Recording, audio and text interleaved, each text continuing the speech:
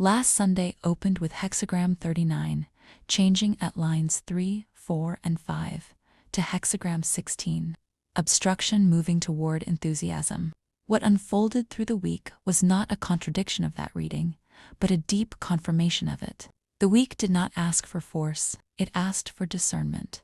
Again and again, the energy revealed the difference between what felt near and what was actually ready. Clarity appeared, but clarity was not the same as completion. Peace appeared, but peace was not the same as permanence. Openings appeared, but openings were not always stable enough to hold what they seemed to invite. That was the real work of the week. Not overcoming obstruction, understanding it. Obstruction did not only show up as difficulty, it showed up as incomplete conditions, partial openings, moments that invited movement but could not yet sustain it. The lesson was not to push harder. It was to recognize when nearness was not readiness. The week kept refining that distinction. Strength had to become cleaner. Patience had to become more dignified. Pleasure had to be tested against structure.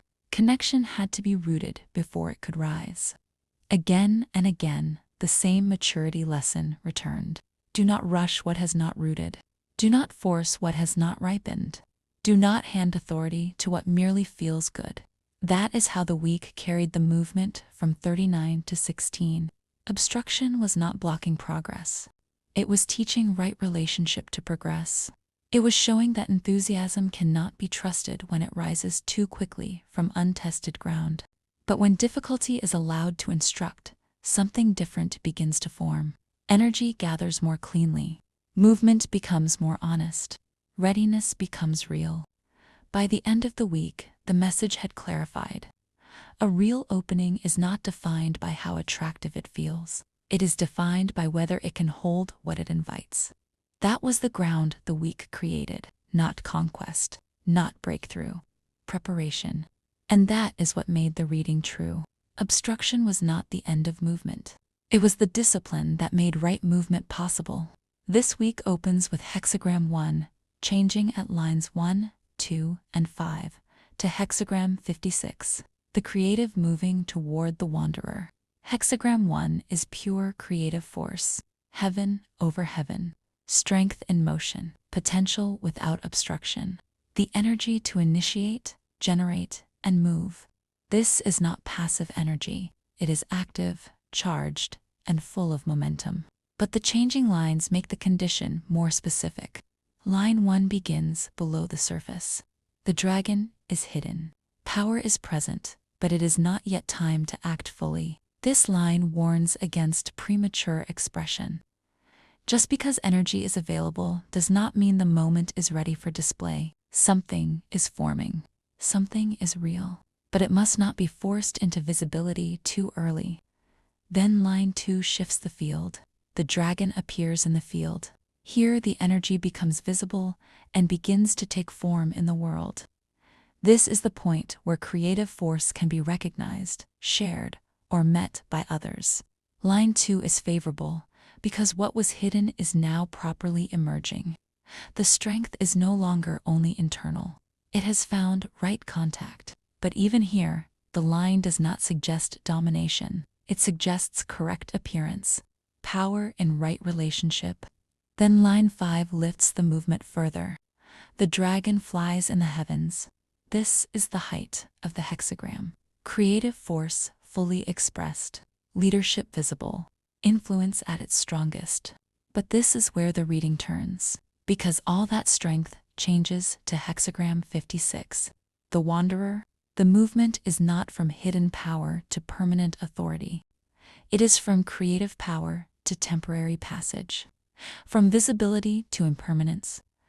The wanderer reminds us that even when energy is strong, you may still not be on home ground.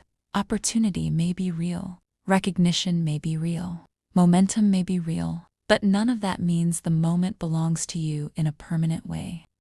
This is the refinement of the week. Create, but do not overclaim. Lead, but do not harden. Show up fully, but do not mistake visibility for possession. Hexagram 1 alone could be read as pure expansion, but changing to 56 introduces humility. The The strength is real. The path is temporary. The traveler must move with discretion. This week is not asking you to suppress your power. It is asking you to carry it without attachment, to act without over-identifying, to initiate without trying to secure what is still passing through. The hidden dragon, the emerging dragon, the flying dragon, all of them are real stages of strength. But the wanderer reminds you that right conduct matters more than display, because what is available now may be meaningful without being permanent. And power carried lightly travels farther than power that tries to settle too soon.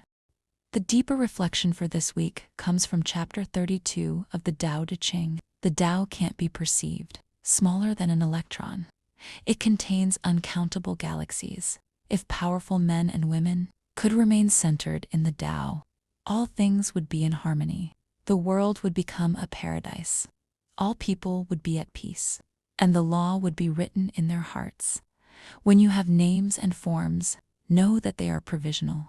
When you have institutions, know where their functions should end. Knowing when to stop, you can avoid any danger. All things end in the Tao, as rivers flow into the sea. This chapter brings a necessary correction to the strength of the reading. Hexagram 1 begins with pure creative force. It is powerful, active, unobstructed. The hidden dragon, the dragon in the field, the dragon in the heavens. Each stage suggests increasing visibility, influence, and expression. But chapter 32 reminds us that even when form appears, form is still provisional. Names are provisional. Roles are provisional. Institutions are provisional. That matters this week, because the danger of strong creative energy is not weakness. It is over-identification. It is the belief that because something is visible, it is permanent. Because something is working, it belongs to you. Because influence is present, it must be secured. But the Tao does not move that way. It remains centered. It does not grasp its own expression. It does not cling to the forms it temporarily takes. This is why the reading changes to Hexagram 56, the wanderer. The shift is not a loss of power. It is a reminder about how power must be carried. The wanderer moves through places that matter without claiming them as permanent ground. He remains attentive, modest, correct in conduct. Chapter 32 teaches the same wisdom in another language. When names and forms arise, know that they are provisional. When structures appear, know where they end. Knowing when to stop avoids danger. That line may be the heart of the week, because Hexagram 1 can easily make the spirit want more motion, more visibility, more achievement, more certainty. But chapter 32 says harmony is not created by endless expansion. Harmony is preserved by remaining centered enough to know where expression should end. This week does not ask you to reduce your strength. It asks you not to confuse strength with ownership. Creative power may be flowing, recognition may be present, movement may be real, but the right response is not to overclaim the moment. It is to stay centered in what gives rise to the moment. All things end in the Tao, as rivers flow into the sea.